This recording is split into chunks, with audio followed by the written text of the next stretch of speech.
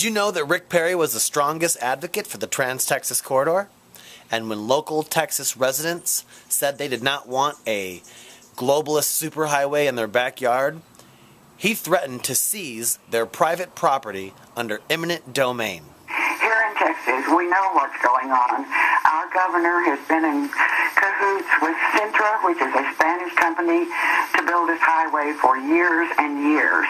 And it is happening. Here in Texas, we happen to love our land.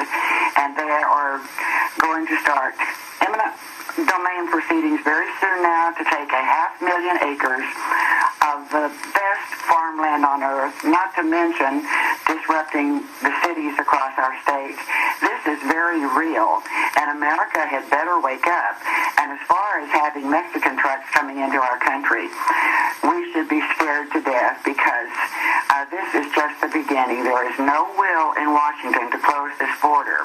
But here in Texas, to think that there's going to be a superhighway owned by a Spanish company with proceeds from the tolls going to a foreign country, it'll be a limited access. You won't be getting on it in the family car.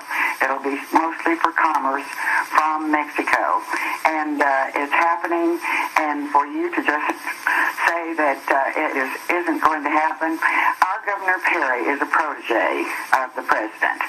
And all of this, they claim, is just an extension of the NAFTA, the free trade agreement. But it's more than that. And when you talk about the meeting in Montebello being secret, doesn't that concern you? It does, yeah. I mean, let me just be clear. Half of the article, I spent several weeks in Texas, and half the article is devoted to exactly the things that you have said. And I want to make it crystal clear, the Trans-Texas Corridor is a very real project. It's very worrying for a lot of reasons. The eminent domain issues you mentioned, which are in the article, the fact that 500,000 acres of land can be taken, the fact that it is going to be this novel and privatized version of an public infrastructure project in which toll revenue is going to be extracted by a private corporation is incredibly worrying. The means by which it's been pushed through with very little oversight, the fact that the Governor Perry, as you noted, vetoed, despite the fact that both houses passed a moratorium on TTC, the governor vetoed it because he's so devoted to the project, despite the fact that if you poll Texans, they don't want it. So I want to be very clear, the Trans-Texas Corridor is very real. I think it's very worrisome. I think there's a lot of very legitimate and good reasons that people are organizing in opposition to it, some of which you mentioned. So I just want to make clear that I'm not trying to discount the existence of the Trans-Texas Corridor at all. Did you know that Rick Perry signed an executive order forcing young girls as young as 6th grade to undergo forced vaccination using Gardasil? How about this? Governor Rick Perry of Texas, the governor of Texas. Listen to this scumbag.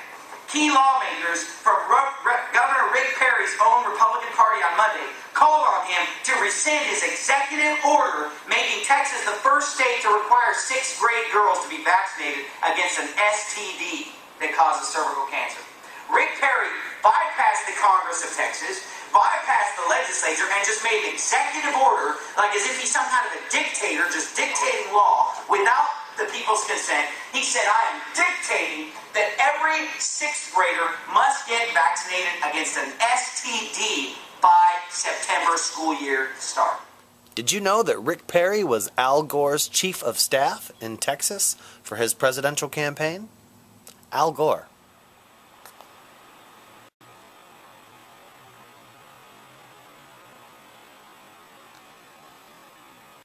Did you know that Rick Perry killed the anti-TSA bill, and now the TSA jackboots can fondle Grandma and Grandpa? Thanks, Rick Perry. That we're fed up with TSA tyranny, if you'd sign that.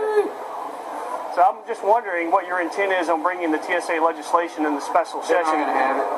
They don't have the votes on either side. That's what I told them. I said, bring me a multitude of votes. Not a multitude, but they never have it. Well, Senator Patrick wrote a letter 2 days ago indicating that there was the votes in the Senate and there's 112 co-sponsors in the House. So in view of that, would you consider bringing it up in view of that? Not enough time left in the session.